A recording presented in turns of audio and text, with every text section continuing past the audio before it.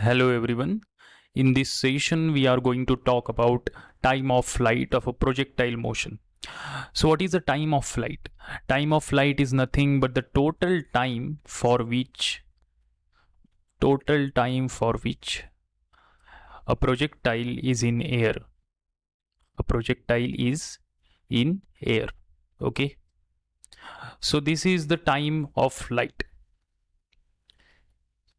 Okay, so if you throw a certain object, for example a stone or a ball, it will go up like this and it will come down like this. Obviously you are throwing it at a certain angle. Then the total time which it will take to reach the ground is called the time of flight. It is not necessary that the motion should be parabolic motion. It can be like this as well. You are throwing an object upward, vertically upwards, and it is again coming down. So again, in that case, the time of flight will be the time taken by that object or that projectile to come back to the original position. Okay, in this case, this is ground. Now let's talk about the time of flight expression for a projectile motion. Okay, so let's have a certain projectile. Suppose I have a stone over here and I am throwing this stone like this in a parabolic path. Okay, so first thing we will do is to take out our reference frame. Okay, so that means here in this case these two coordinate axes, let's say this is x axis and this is y axis. Obviously the horizontal one is x and the vertical one is y. Now I have a certain velocity, initial velocity like this. Okay, at this point let's call this as u bar. Since it is a vector, I am calling it u bar. And let's say this angle that it makes with the horizontal is theta. Okay, so this is theta, then obviously this will be 90 minus theta. Okay, now there are two components for this velocity vector u bar. What are the two components? First one is the horizontal component and another is the vertical component. Obviously the horizontal component will be u cos theta and the vertical one will be u sin theta. So this is the resolution of vector. If you don't know the resolution of vectors, please see my videos on resolution of vectors. Okay, so now this is the vector in x direction, this is the component of the vector in y direction. Okay, now I have already told you that the motion in y direction is unaffected by the motion in x direction. So in this case, what I will do, I will only consider the motion in y direction. Okay, so motion in y direction if I have to consider, then for this entire journey, the displacement in y direction is 0. So the displacement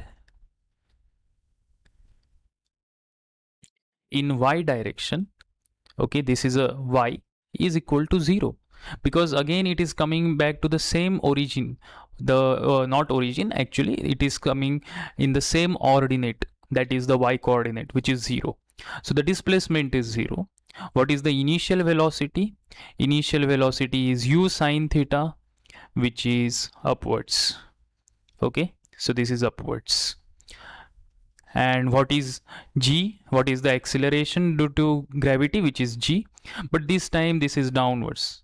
Okay, so in with respect to the u sin theta, it is downwards. Okay, and let's call the time of flight to be capital T. So this is our time of flight and this value we have to find out. Okay, so what is the value of this? Now look at this equation. If you remember, for the one-dimensional motion, we wrote this equation. Let me write it. Displacement is equal to ut plus half a t square. Okay, so this is the displacement. Now here in this case, we are going to apply the same equation, but for the part which is in the y direction, for the motion which is in the y direction. So let me put a subscript over here, uy, and this is ay. Obviously acceleration is in y direction only. So Sy is equal to 0, as I said earlier.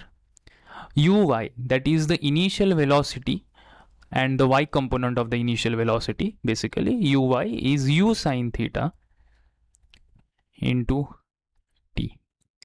Now I have taken this as positive. Suppose this is my origin for this. Okay, upward, if I am taking positive upward vector directions, then downward I will take as negative. So this will become plus half into, instead of ay I will put minus g, because g is acting downwards. So here instead of small t I will keep capital T, because that is going to be the time of flight, because this is the time taken for it to come again back to this original position. Okay, in a y direction, of course it has gone some distance in x direction. Okay, but still, so this is not small t, it is a capital T. So let me erase this and let me write it as capital T. Okay, so this is our equation. Now you can solve this. I will take this term towards left. What I will get is half g capital T square is equal to u sine theta into capital T. So this t square will cancel out this t, and what I will get is t is equal to 2 u sine theta by g. This is small g.